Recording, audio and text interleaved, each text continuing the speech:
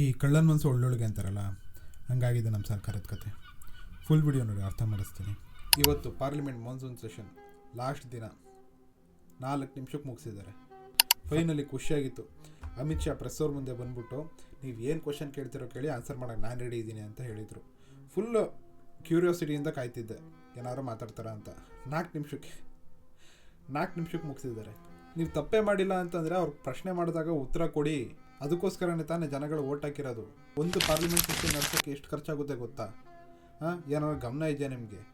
4 ನಿಮಿಷದಲ್ಲಿ ಒಂದೇ ಮಾತ್ರ ಮಾಡಿ ಮುಗಿಸಿದ್ದೀರಾ. ನಿಮ್ಮನ್ನೆಲ್ಲ ನಂಬ್ಕೊಂಡು ಇಷ್ಟೊಂದು ಜನಗಳಿದ್ದಾರೆ. ನಮ್ಮ BJP ಅವ್ರ ಕತೆ ಹೆಂಗಾಗಿದೆ ಅಂತಂದರೆ, ಎಲ್ಲ ಕಡೆಯಿಂದ ಫಿಟ್ ಆಗಿಬಿಟ್ಟಿದ್ದಾರೆ ಅಂತ ಅನಿಸುತ್ತೆ. ಯಾರನ್ನ ಪ್ರಶ್ನೆ ಮಾಡಿದಾಗ ಉತ್ತರ ಕೊಡೋಕ್ಕೆ ಭಯ ಪಡ್ತಿದ್ದಾರೆ ಅಂತ ಅನಿಸುತ್ತೆ. ಎಲ್ಲಿ ಸಿಗಾಕೊಬಿಡ್ತೀವೋ ಅಂತ ಭಯ ಪಡ್ತಿದ್ದಾರೋ ಹೆಂಗೆ ಗೊತ್ತಿಲ್ಲ. ಹೌದು ಬಿಡಿ, ನಮ್ಮ ಜನಗಳ ಕತೆ ಹೆಂಗಾಗಿದೆ ಅಂತಂದರೆ, ಇತ್ತಕ್ಕೆ BJPಗೆ ಸಪೋರ್ಟ್ ಮಾಡೋಣ ಅಂತಂದರೆ ಸಪೋರ್ಟ್ ಮಾಡೋವಂಥ ಕೆಲಸ ಮಾಡ್ತಿಲ್ಲ, ಅತ್ಲಾಗೆ ಕಾಂಗ್ರೆಸ್ಸು ಸಪೋರ್ಟ್ ಮಾಡೋವಂಥ ಕೆಲಸ ಮಾಡಿಲ್ಲ.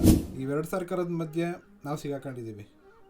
ಇದ್ರ ಮೇಲೆ ನಿಮ್ಮ ಅಭಿಪ್ರಾಯ ಏನು? ದಯವಿಟ್ಟು ಕಮೆಂಟಲ್ಲಿ. ಇದೇ ಥರ ವಿಡಿಯೋ ಬೇಕು ಅಂತಂದರೆ ಫಾಲೋ ಮಾಡ್ಕೊಳ್ಳಿ. ಮುಂದಿನ ವಿಡಿಯೋದಲ್ಲಿ ಸಿಗೋಣ. ಬಾಯ್.